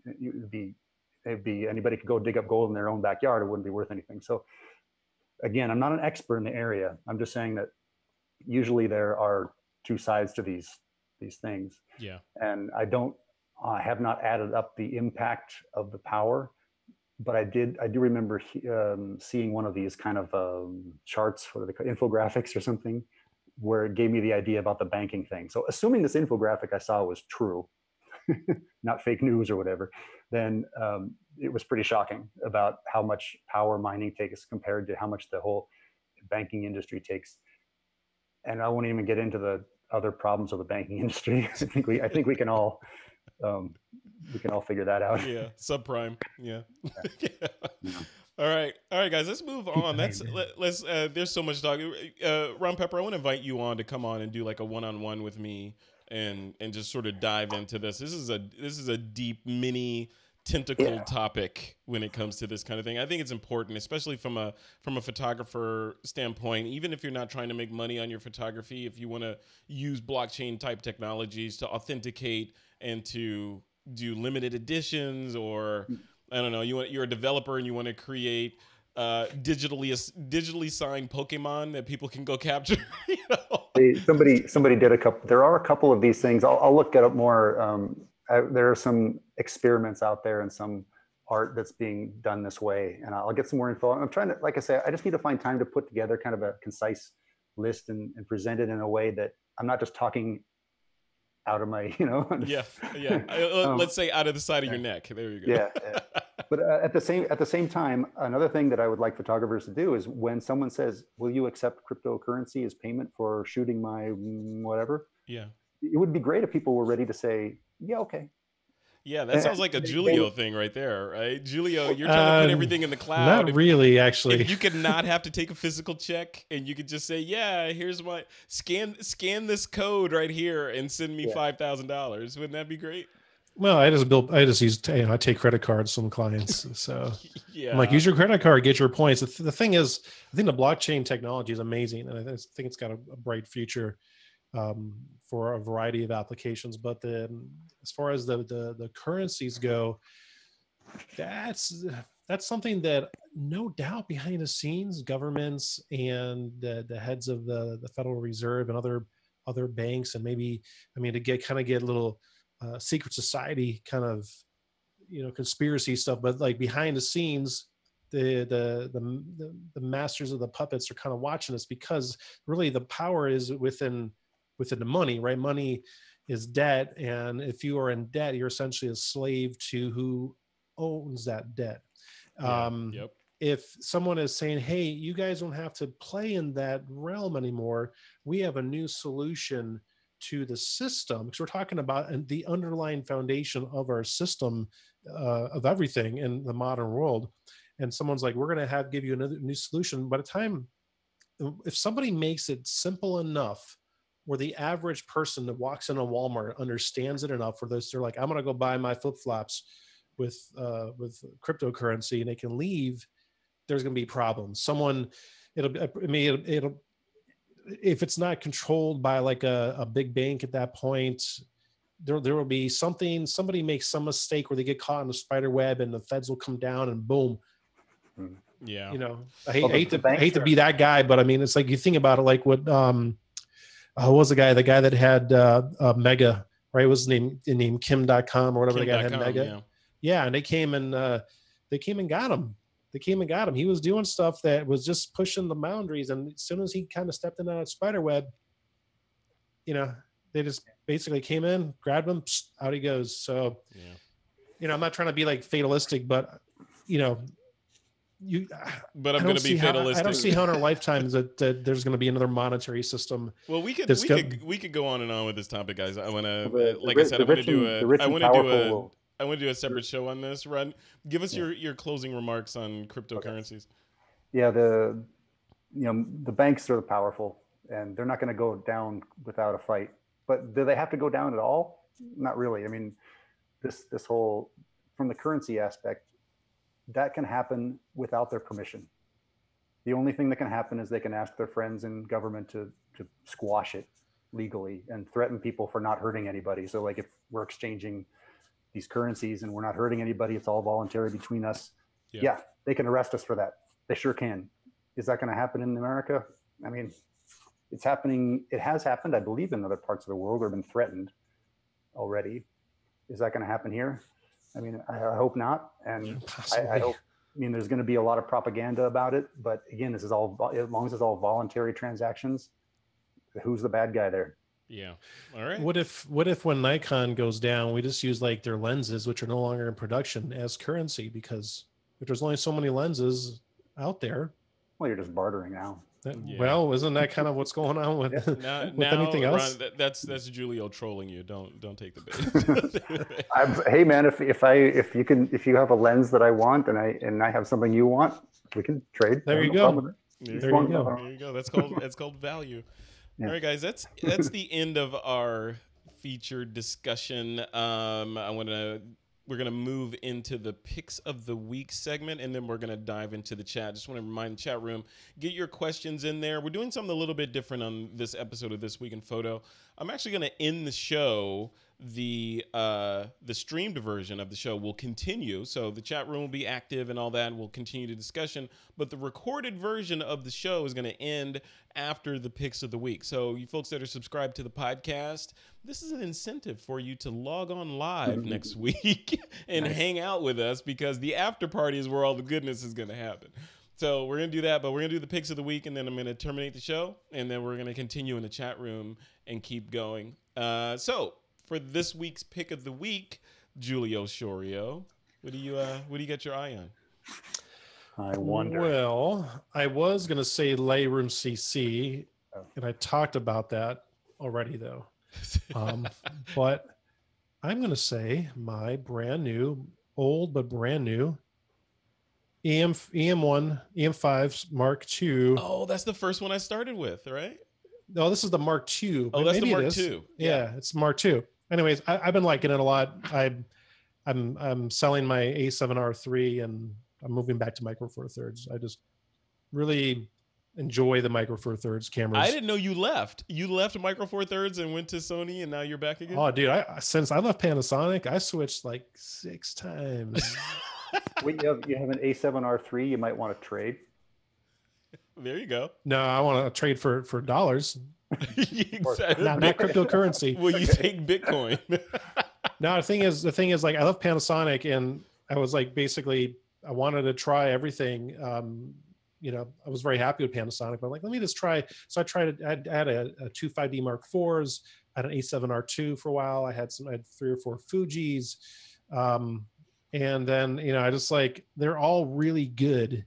Everything is really awesome. But for me, the shoe that fits my foot the best, not the best, but right now is this Olympus, and I've been really digging it. That's cool. That's cool. I remember on Olympus, that was the first mirrorless camera I had, was the OMD what was that? The OMD Mark III EM1. EM1, right? And I remember the one feature that, as a previous film shooter, that had my jaw on the ground was the fact that you could have it show you a long exposure drawing over time. So you put your camera in a tripod, aim it at a river or whatever, and you could see the water just getting more and more blurred, and then you could stop it and say, yeah, that's it right there, right?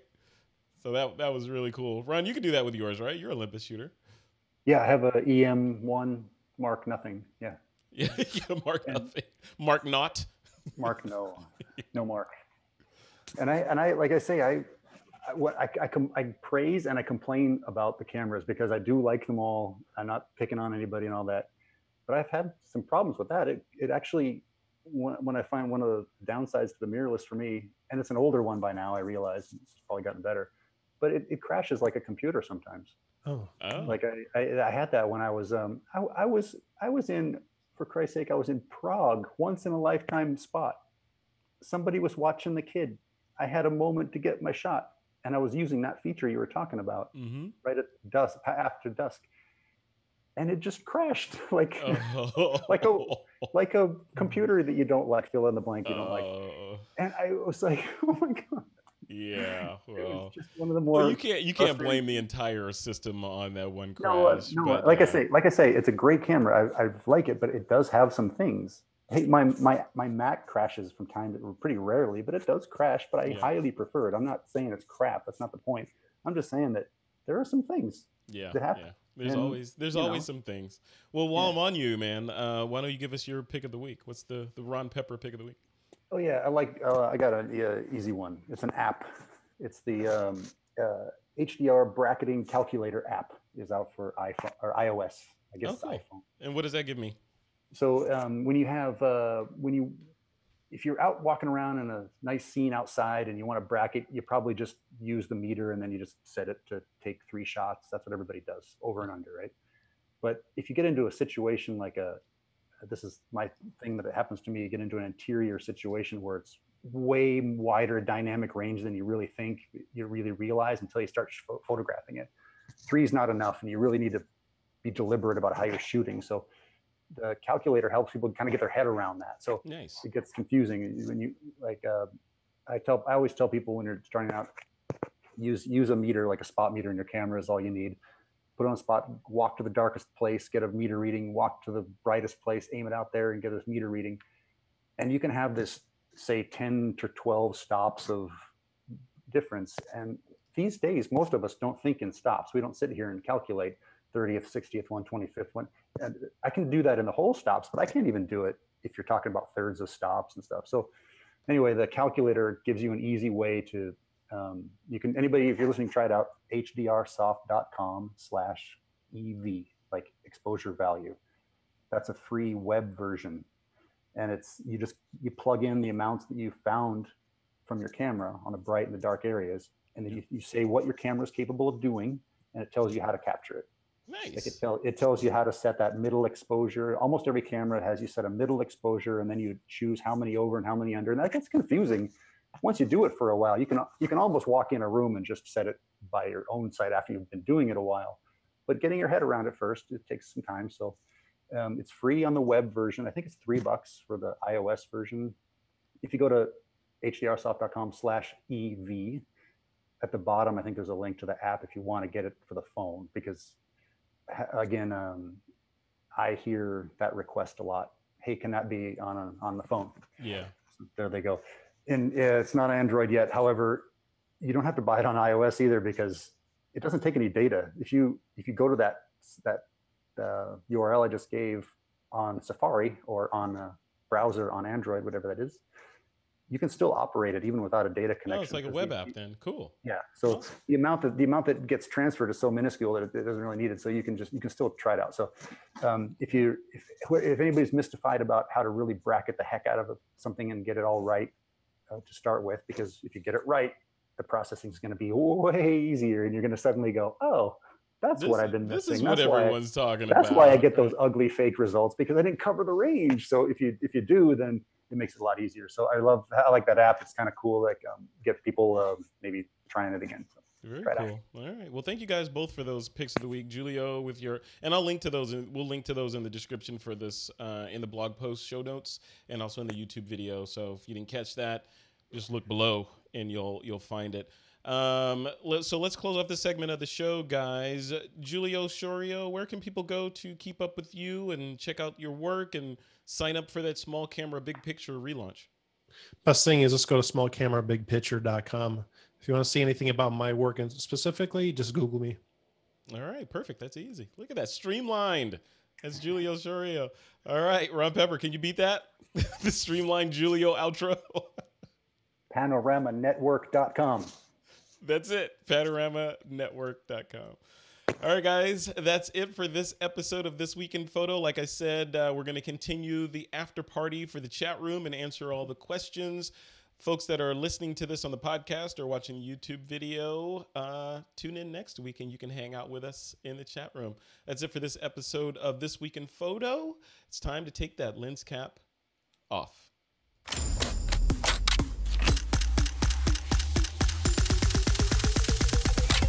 This is TWiP.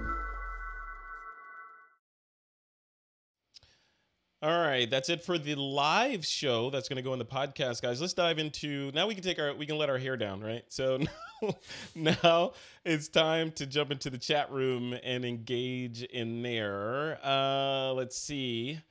We've got a bunch of questions. Thanks, Christopher Berry, our community manager, for copying all these in here. The first one is from Bill Gherkin. Bill says, how is a DSLR better than mirrorless for panoramas, and why would that be? I wonder who that's for. Ron Pepper, what do you think? Yeah, exactly. That's for me?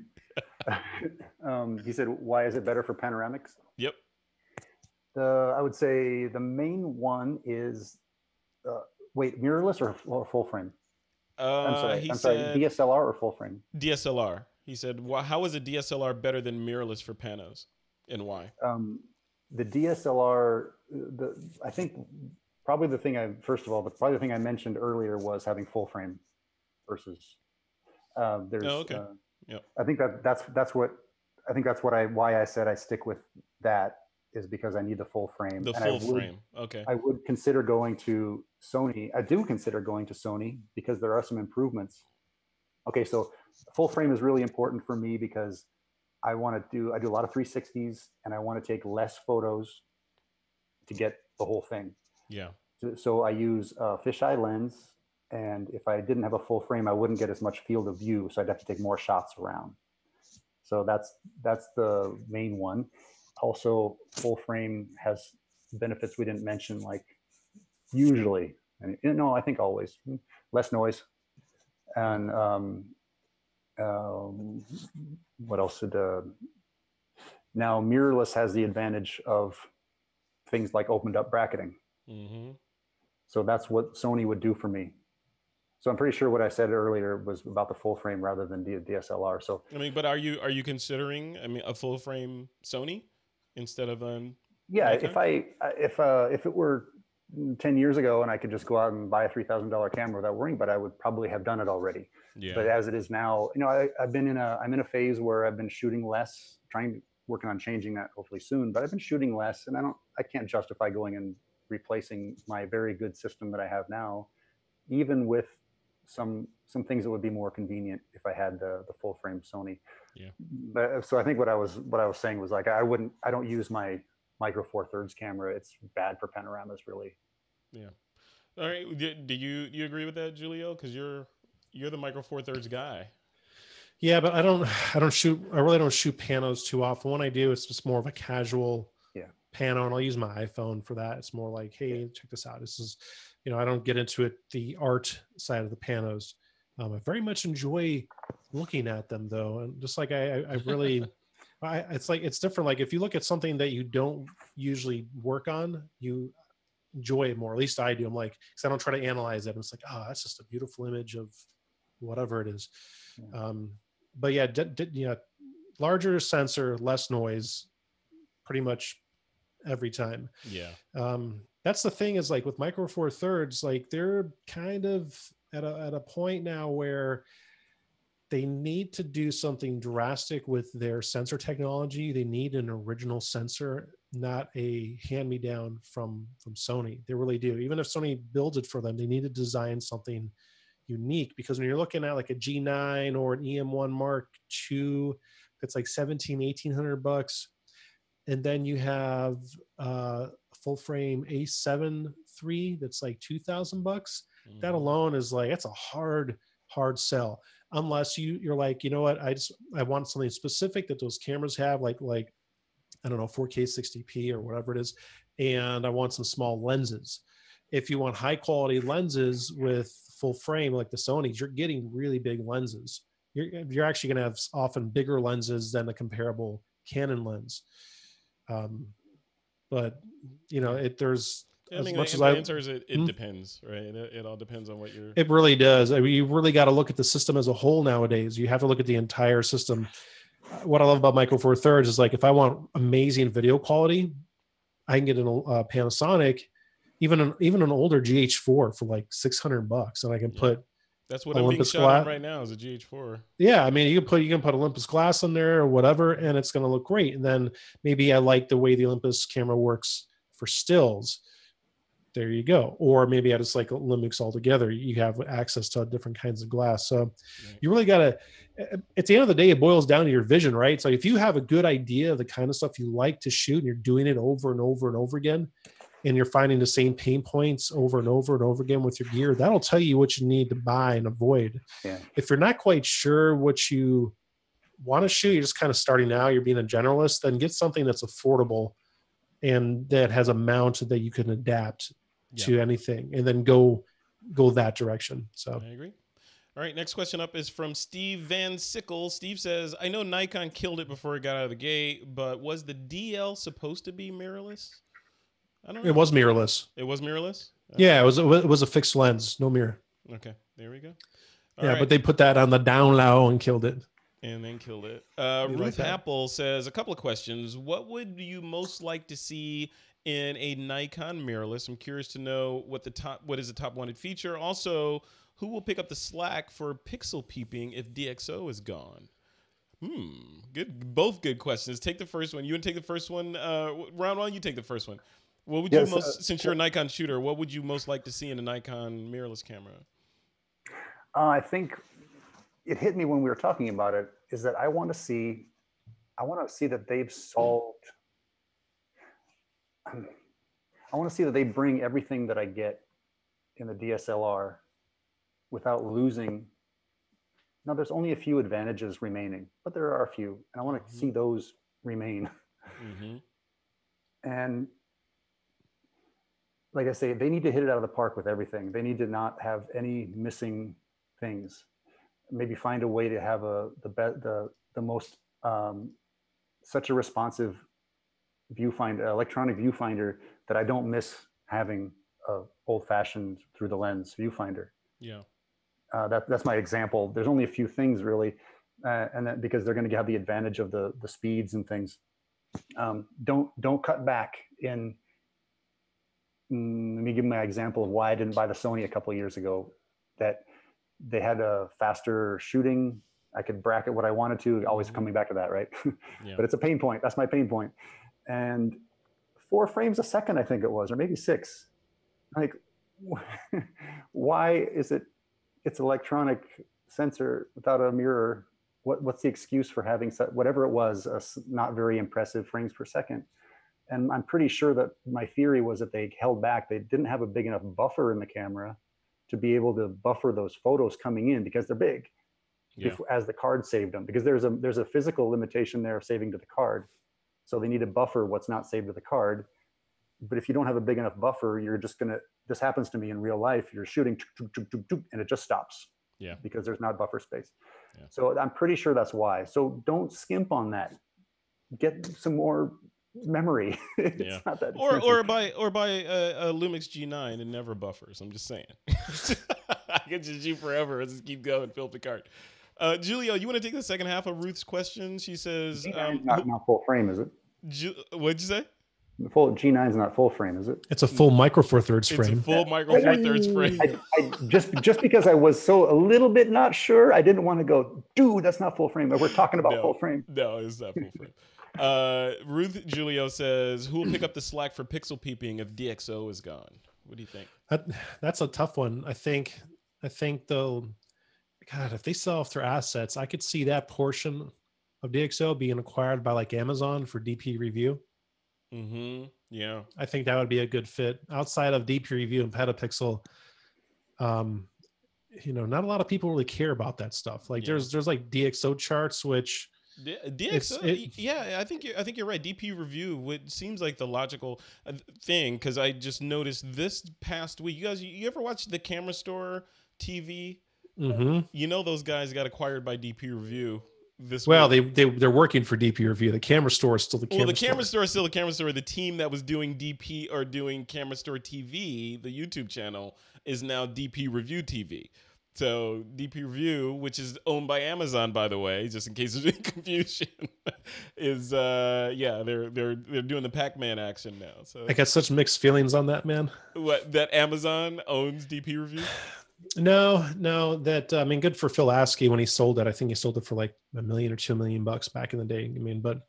No. So here is these two guys doing some really cool stuff online for an independent camera store. And that was really like without them, you would never hear of the Camera Store. Mm-mm.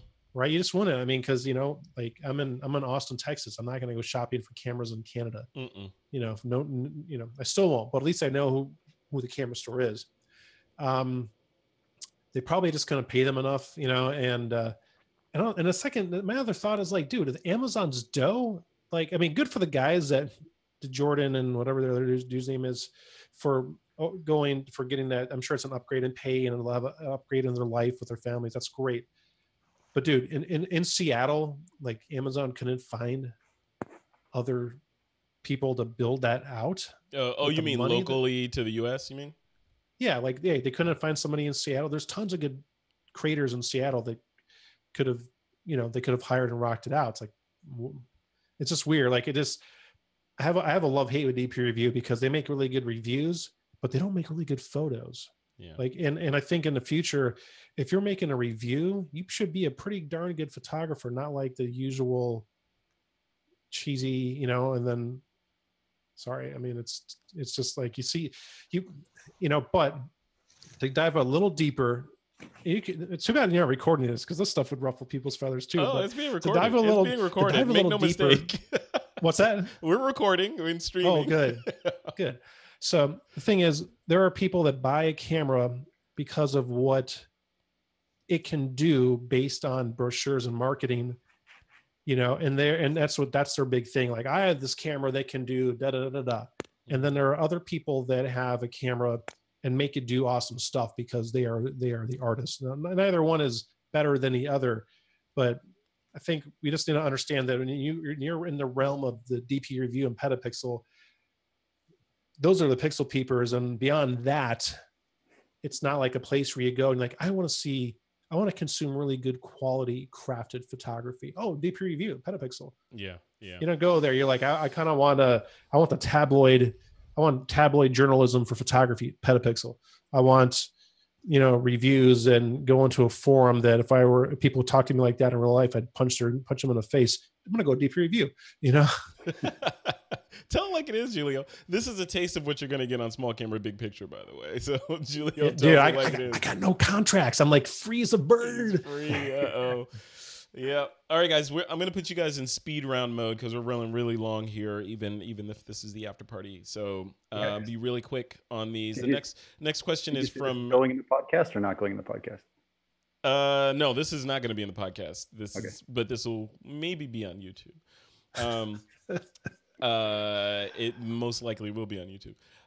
So the first one of the speed round question is from Trevor Pinocchi. Trevor says, in other industries, companies that fall behind, they leapfrog by buying relevant tech. Why in the camera world do we not see this? What about Nikon buying, say, Olympus, for example? They don't got enough money. You have it backwards, Frederick. You have it backwards.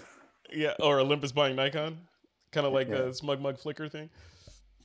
But why would they want to? I know they do that, but why? Why not? Focus on your business if it's because not as big a business I think what Trevor's getting at is pre-built tech, right? If you like Apple saying, you know what, we like what they did with Siri, for example. Apple bought a company called Siri, and now Apple has Siri. Instead of spending all the R&D and building this voice recognition AI technology, they just bought it and put their stank on it, right? Well, how come say a Nikon can't buy a mirrorless company or whatever, and add that to their expertise? They definitely could, but it seems like it wouldn't be received the same way, would it? More from a PR standpoint, they'd just be Olympus cameras with a Nikon stamp on it, versus if they did that, Nikon were to buy if they did that, but they could, like Apple did again with the Apple Siri. It's not, hey, this is Apple with our Siri group over here. They took the Siri technology and integrated it into all of their stuff. That's different though. Even though it doesn't work, but they integrated it into all of their That's different. Like Siri was like totally something different that Apple was not doing. Yeah. Nikon already makes good products. Yeah. The problem is that they're not giving people what they want, and they have the technology already. They have the people, the personnel. They have everything they need. They just need to get off their ass and do it. Yeah. Take the freaking mirror out, throw an EVF on that thing, slap it on the ass, and put it in the store. Yeah. I mean, dude. But they don't have any time, dude. They literally, the house is on fire. They don't have any time. They're looking for an exit. They need to get out of the house. The time for let's think about our evacuation plan is over. The place is in flames. They need to figure out how. There's somebody in Nikon who's super, super stodgy, and like, no, we're going to keep it the same way over and over. And that's the person that's holding up. And I'm like, all right, we've been losing enough money. It's time to do something about it.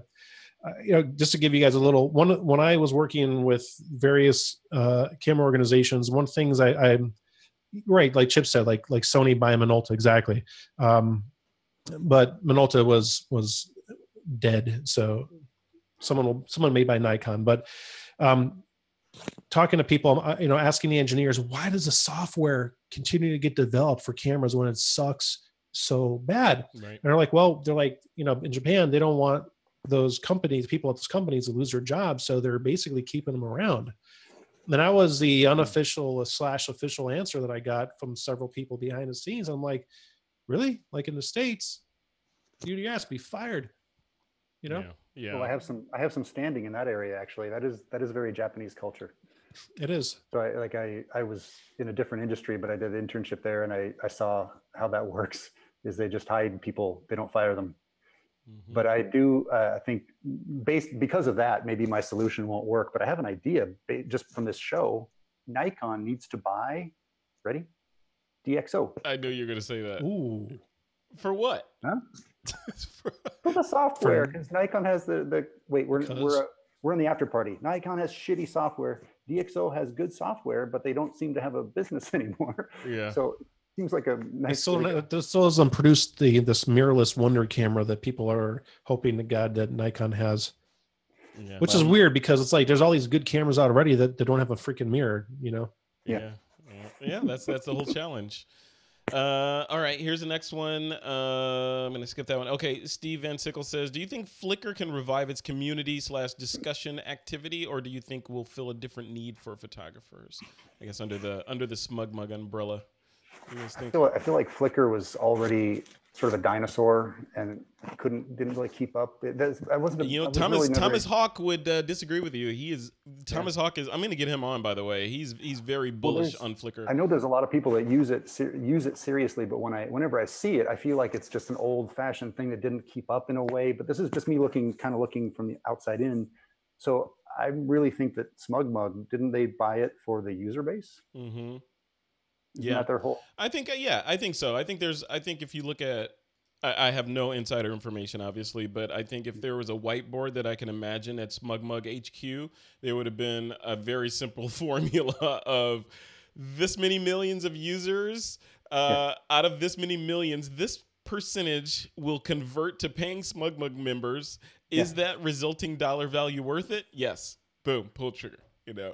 So. But on the other end, I think that's the basic math. But on the other end of it, SmugMug knows how to execute, and they know user interface, and they know photographers better than most people, or most companies. So I could see them taking the raw materials even of the Flickr, what's left of Flickr, and synthesizing it with some alchemy into something really, really cool. And that's what I think. I literally think that's what's going to happen. They're going to take what was over there.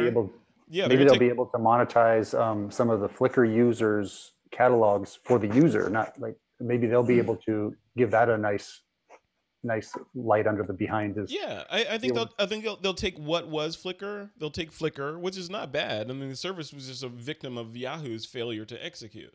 But if you take the power that was Flickr and modernize it, not that it's not modern now, but if you take that user base, modernize it, put some SmugMug on it, and relaunch it to some fanfare, and then bring in the communities and cross promote them in SmugMug and Flickr, with the eye that we're going to create something new for the 2018, 2019, 2020 photographers. I think they could do something really, really cool that answers a lot of our questions, even some that you have, Giulio, on I want a cloud-based workflow that does X, Y, and Z. SmugMug now has that opportunity to do something like that. And the other side of this SmugMug argument for me is, I think, as I thought through it, was considering the strife that Facebook is under right now, and Instagram, which is owned by Facebook.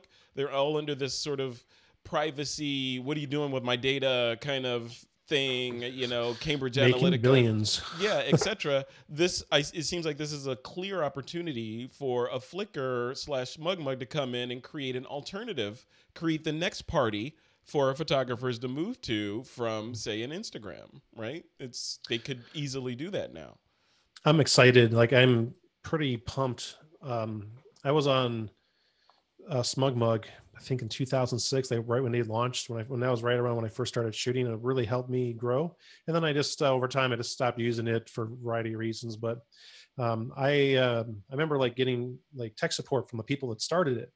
Like, hey, I need some help. And it was awesome. Like, these guys really knew what they were doing. And I think that there's such potential there. And I'm really excited to see where it goes. And if you guys are watching, you need a beta tester. Small camera, big picture. I'm happy to help you guys out. No, I think I'm excited for it. I think I really have high hopes. I hope that something good comes out of it. Yeah.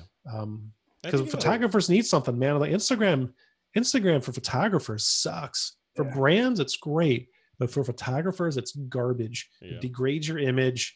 They monetize the crap out of it, and you get nothing. And on top of that, they play head games with you as far as like how your feed is organized and stuff. They don't care about you, Giulio. They care about the Ariana Grande and the Kardashians and Kanye. That's the audience for them. The people.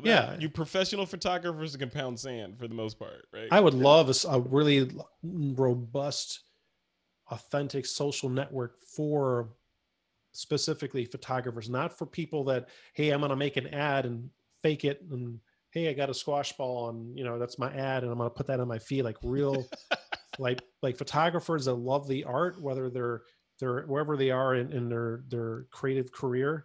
I'm just starting out. I love photography. Then you should go to Flickr or SmugMug or whatever they end up calling it. I think that opportunity is there. We all just want it. We really want it. Yeah. Well, it's time. It's an opportunity. Like I said, it's an opportunity for, I think, from my perspective, I have no sway at SmugMug, but it seems like if I was going to point the arrow in a direction, it would be in that direction to kind of capitalize on some of the negative animosity that's being built up around the privacy concerns with the Facebook, Instagram, etc., and the lack of attention that they're paying to the professional photographer. Build something awesome for us, and with it still pay attention to the masses, but make them secondary versus making us secondary. That could be really cool. I never ever want to launch Flickr and do like a selfie and have it put like a crown on my head, graphics, or like a mustache or like a pig nose. You don't want Snapchat? No, I don't want any of that crap. Like, I don't want to be like, I don't feel like I'm forced to like post because they have a team of psychologists there that are messing with us. And when I get off of it, I feel like crap. And You want to go take a shower? Yeah. Yeah, I you know, Yeah, I'm not you active on still, Flickr. you What's still that? look back right away to see how many likes you got. Well, you know you hate. Yeah, yeah. I'm not active on Flickr, but I have an account. I got a ton of stuff on there. It used to be cracking. Yeah, it used to be the You know, place. I know. It used to be the maybe place. Smug Mug will buy MySpace from 20th Century Fox and just bring it back, man. MySpace and Friendster and all that stuff. Put them all under the umbrella. Would you bedazzle your MySpace TWiP page? Yeah, no, there would not be a MySpace TWiP page. All right, guys, one last question. Actually, this is a double-sided question from 2 listeners, and I think this is going to be targeted at you, Ron Pepper. So and you kind of touched on this before. I'm going to let you get the last word in, though. So Ruth Happel says, cryptocurrency is horrible ecologically. The cost to run the servers is using a lot of power. And then Steve Van Sickle goes on. He says, the biggest problem that I have, as far as I know, with all the cryptocurrencies is energy draw, just to keep the blockchain in sync. Even in China, energy costs are now high enough to beat the value of pooled mining or the infinitesimal probability of mining solo. Back on you, Ron. What do you say to that? This is beyond my really good enough understanding to comment. Yeah. I mean, I understand how it works in general. I don't know enough to be able to really get in there and say anything except in comparison to things that we don't need. I don't know if it's that big a deal. Yeah. I mean, there's so much waste.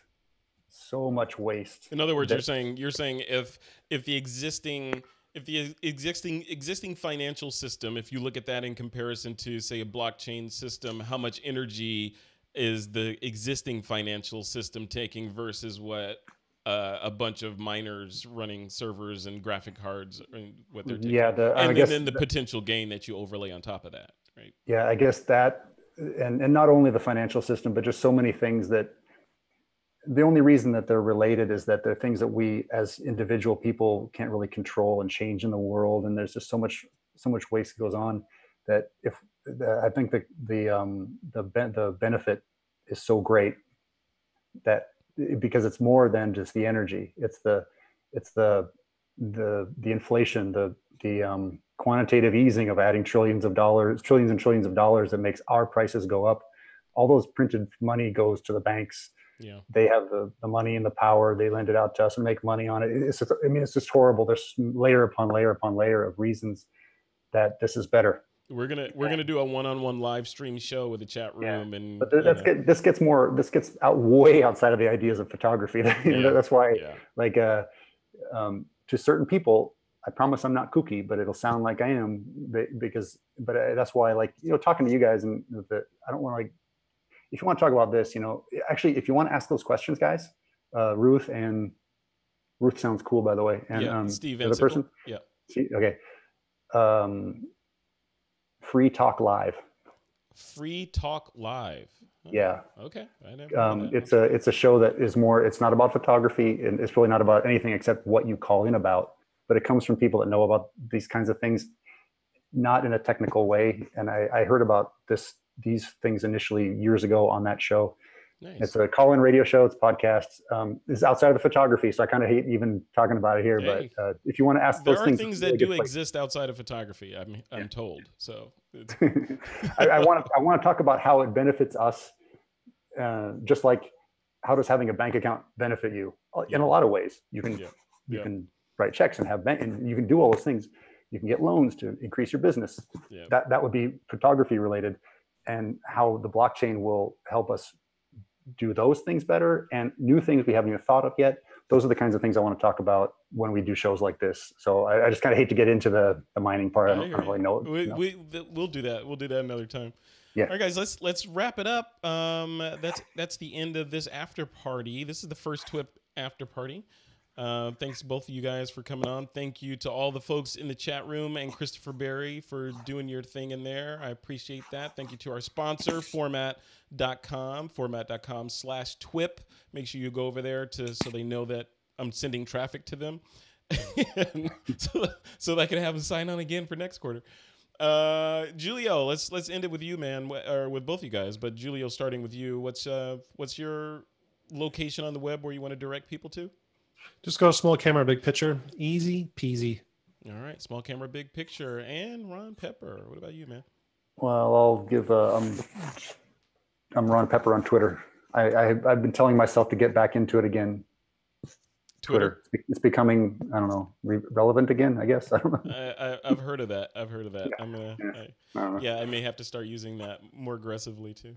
Well, cool, guys. Thank you both for coming on, and listeners and watchers and chat room participants. Remember, you guys can always catch up with everything This Week in Photo at thisweekinphoto.com. And also, we have a vibrant TWiP community of professional and amateur and beginning photographers at TWiP PRO. TWiP PRO is our basic community for everything that is TWiP. It is TWiPPro.com, TWiP PRO.com. Head over there and check it out. I'd love to hear from you. That's where we all hang out after the show and during the week. All right, that's it for this episode, or this after party of This Week in Photo. We'll see you guys next week. Take care.